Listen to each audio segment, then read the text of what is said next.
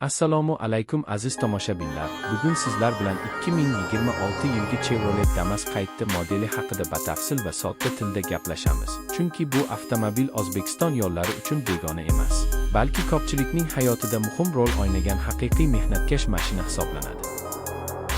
Chevrolet Damas ilk bor bozorga chiqqan paytidan boshlab o'zining soddaligi, ishonchliligi va arzon ekspluatatsiyasi bilan mashhur bo'lib kelgan. Ayniqsa kichik biznes egalari, yuk tashish bilan shug'ullanuvchilar va katta oilalar orasida juda tez ommalashgan. Yillar davomida u deyarli o'zgarmagan dizayn bilan ishlab chiqarildi. Ammo 2026 yilga kelib Damas yangilangan ko'rinishda qaytib keldi va bu yangilanishlar uni zamonaviy talablar darajasiga olib chiqdi. Tashqi ko'rinishiga e'tibor bersak, yangi Damas avvalgidek ixcham va baland kuzovga ega, lekin old qismi yanada chiroyliroq ishlangan. Faralar zamonaviy shaklga ega bo'lgan, bamperlar esa biroz agressivroq ko'rinadi. Bu esa avtomobilga yangicha ruh bag'ishlaydi.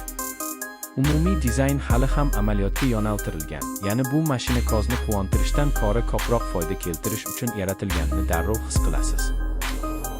Salon ichiga kirganingizda ham katta o'zgarishlarni ko'rish mumkin. O'rindiqlar qulayroq bo'lib, materiallar sifati biroz yaxshilangan. Panel esa soddaligini saqlagan holda ancha tartibli va tushunarli qilingan. Bu haydovchi uchun boshqaruvni osonlashtiradi. 2026 Damas'da asosiy qulayliklar sifatida konditsioner, multimedia tizimi, USB va Bluetooth kabi imkoniyatlar mavjud bo'lib, bu avvalgi avlodlarga nisbatan katta qadam hisoblanadi. Texnik tomonga o'tsak, avtomobil yuragida avvalgidek ishonchli oq-butun 8 litrli benzin dvigateli joylashgan bo'lib, u taxminan 38 ot kuchini ishlab chiqaradi. Bu tezkor sport haydash uchun emas, balki sokin va tejamkor yurish uchun mo'ljallangan. 5 pogonali mexanik uzatmalar qutisi bilan birga ishlaydigan bu dvigatel shahar sharoitida o'zini juda yaxshi ko'rsatadi. Tor ko'chalarda bemalol